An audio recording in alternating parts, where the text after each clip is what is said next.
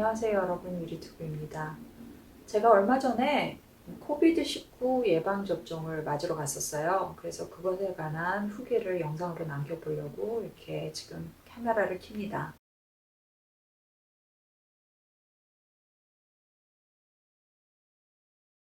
지금 여기 시간은 4월 둘째 주 토요일이고요. 제가 예방접종을 맞은 날은 지난 수요일이었어요.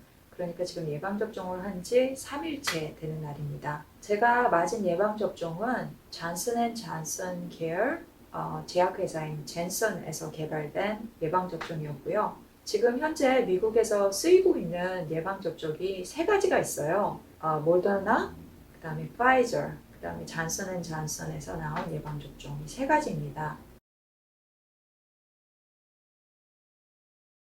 모더나나 파이저 같은 경우는 예방접종을 두 번을 해야 되죠. 그러니까 첫 번째 주사를 맞고 그 다음에 한 3, 4주 정도 기다렸다가 2차 접종을 합니다. 그러면은 면역력이 형성되는 그런 형식으로 이제 진행이 되고 있는데요. 제가 맞은 잔슨앤잔슨 계열 회사인 젠슨 제약회사에서 나온 주사는 한 번이면 면역력이 형성되는 그런 형식으로 돼 있어요. 그래서 저는 한 번만 맞고 끝나는 걸로 되어 있습니다.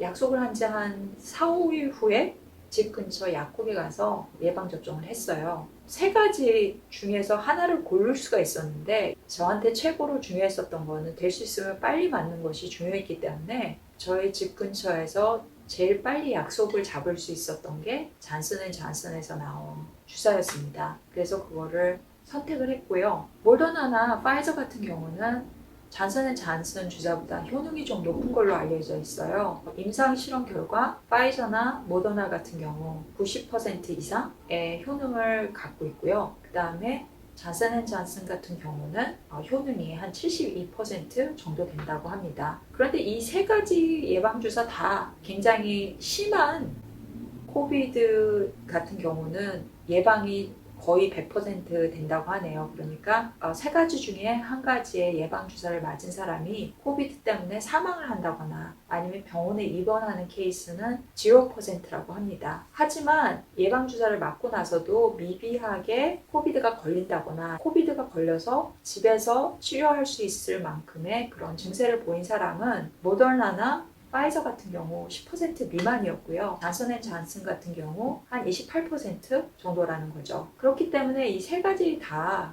굉장히 효능은 훌륭한 것 같아요. 저는 일단 집 근처, 그러니까 집에서 한 25분 정도 걸어서 갈 수 있는 그 약국에서 주사를 맞았고요. 주사를 맞은 것은 정오 12시 정도의 약속이 돼서 거기 가서 맞았습니다. 맞고 나서 직후에 한 15분 정도 약국에서 기다리라고 그러더라고요. 떠나지 말고. 제 생각에는 혹시라도 알러지 반응이 일어날까 그 상황을 염려해서 맞은 사람들을 대기를 시키는 것 같아요. 그러고 나서 한 15분 정도 기다렸다가 약국에서 나왔고요. 직후에는 좀 이렇게 팔이 뻐근한 그런 느낌이 있었어요. 제가 왼팔 위에다가 맞았는데 좀 한두 시간 정도 좀 뻐근하더라고요. 예방접종을 하고 직후에는 한 2시간 정도 돌아다녔어요. 밖에서 뭐 쇼핑할 것도 있고 뭐 이것저것 좀 살 것도 있고 그래서 밖에서 돌아다니다가 집으로 왔는데 그날 오후에는 좀 몸이 피곤했습니다. 그리고 집에 와서 이제 팔 상태를 확인을 해보니까 멍이 들어있더라고요. 지금 예방접종을 한 지 3일차인데 멍은 아직도 남아있습니다. 뻐근한 것도 한 두세 시간 정도 지나니까 없어지더라고요. 그리고 나서 그 오후에는 좀 피곤하다고 느꼈는데 이제 밤이 되니까 몸살 기운이 나타나기 시작했어요. 열은 없었지만 머리도 아프고 그다음에 몸이 좀 쑤시고 몸살 기운이죠. 약간 그런 게 있었는데 그래서 일찍 자려고 누웠는데 몸이 너무 좀 쑤셔서 잠이 안 오더라고요. 그래서 타일러너, 그러니까 진통제를 하나를 먹었습니다. 그리고 나서 잤고요. 그 다음날, 그러니까 목요일 날은 아침에 일어났는데 몸살 기운이 있어서 진통제를 하나를 더 먹었어요. 그리고 나서 낮에는 몸살 기운이 있기는 했는데 참을만 해서 낮에는 진통제를 안 먹었고요.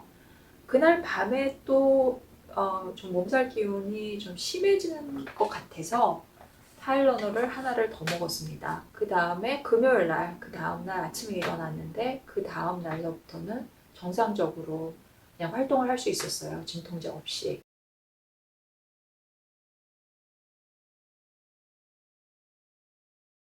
그러니까 저 같은 경우는 약간 몸살 기운이 예방접종 맞은 날부터 시작해서 밤서부터 시작해서 그 다음 날까지 지속이 됐어요. 그런데 저 같은 경우는 열이나 그런 거는 없었고 그냥 몸이 전체적으로 뻐근하다? 좀 몸살 걸리면은 제가 좀 약간 욱신거리는 부분이 있거든요. 그런데 그런 부분이 욱신거린다? 그런 느낌이었습니다. 그리고 예방접종을 하기 전에 이렇게 후기 같은 거를 좀 읽어봤어요. 파이저나 그다음에 모더나 같은 경우 어떤 분들은 첫 번째 접종했을 때는 증상이 나타나지 않았다. 그러다가 두 번째 접종을 했을 때는 몸살 기운이 있다는 분들이 많아서 그럴 때 이제 진통제를 먹는데 미국에서는 크게 두 가지로 나눠지는데 첫 번째는 아이비프로펜이라는 성분을 가진 진통제가 있고요. 두 번째 진통제는 에세타미노펜이라는 성분을 가진 진통제가 있어요. 그러니까 아이비프로펜 같은 경우는 애드빌이나 모트렌 같은 진통제가 있고요. 그 다음에 에세타미노펜 성분을 가진 진통제는 타일로노가 있습니다.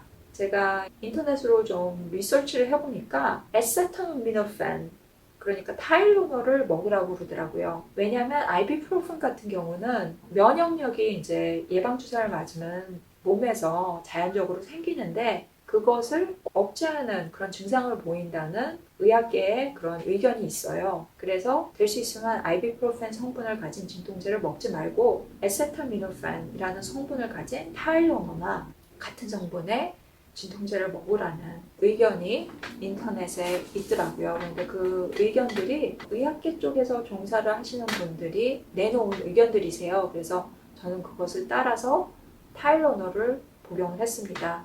그리고 저는 그렇게 심하게 어떤 후유증이나 그런 사이드 이펙트는 없었던 것 같아요. 그냥 단순하게 약간 몸살 기운이 살짝 있어서 타이로노로 먹으니까 괜찮아졌고 참을만 했고 참고로 저는 40대이고요. 그 다음에 뭐 지병이나 뭐 특별하게 몸에 이상은 없고요.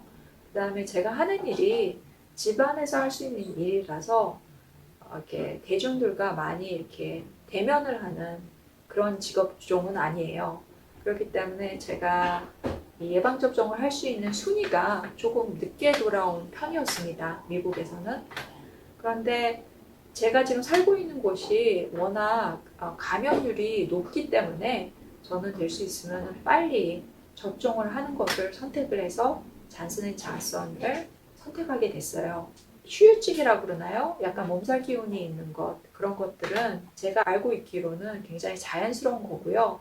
왜냐하면 이제 예방접종을 하면은 그 몸에서 면역력을 이렇게 키워주는 거기 때문에 당연히 어느 정도 이렇게 몸살 기운이나 감기 기운이 나타나는 것은 정상이라고 합니다. 그리고 저희 부모님 같은 경우는 지금 70대이신데 모더나에서 나온 예방접종을 받으셨어요. 그래서 1차 접종, 2차 접종을 끝내셨는데 어머니랑 아버지 같은 경우도 2차 접종을 끝난 후에 좀 한 3일, 이틀이나 3일 정도 굉장히 몸살 기운이 심하게 오셔서 약을 드셨다는 얘기를 제가 전해 들었습니다. 좀 나이가 있으신 분들은 1차 접종을 하고 살짝 이렇게 감기 기운이 있으신 분들도 있나 봐요. 그런데 어느 정도 참을만 하고 그 다음에 2차 접종을 한 다음에 이렇게 감기 기운이 굉장히 심하게 오셨다고 하네요.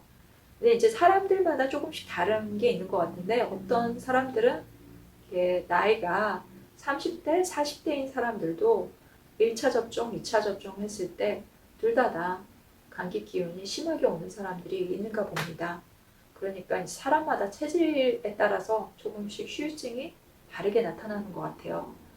그리고 한 가지 제가 참고로 말씀드리고 싶은 거는 제가 인터넷상으로 읽었는데 혹시나 이런 이렇게 몸살 같은 후유증을 걱정을 하셔서 예방주사를 맞기 전에 진통제를 복용하시는 분들이 가끔 있으시다고 해요. 예방주사를 맞기 전에 진통제를 먹는 것은 현명하지 못하다고 하네요. 그러니까 그것이 몸에서 자연적으로 면역력을 형성하는데 방해가 될 수 있다고 하니까 그것은 이제 참고하시고 혹시 나중에 예방주사를 맞으실 때 그 부분에 관해서는 주치의와 한번 상의를 해보시는 것이 좋을 것 같네요. 혹시 이것에 관해서 질문이 있으시면은 제 댓글에다가 질문 남겨주시고요. 제가 될 수 있으면은 빠르게 답변을 해드릴게요. 저는 다음 영상에서 다시 찾아뵙겠습니다.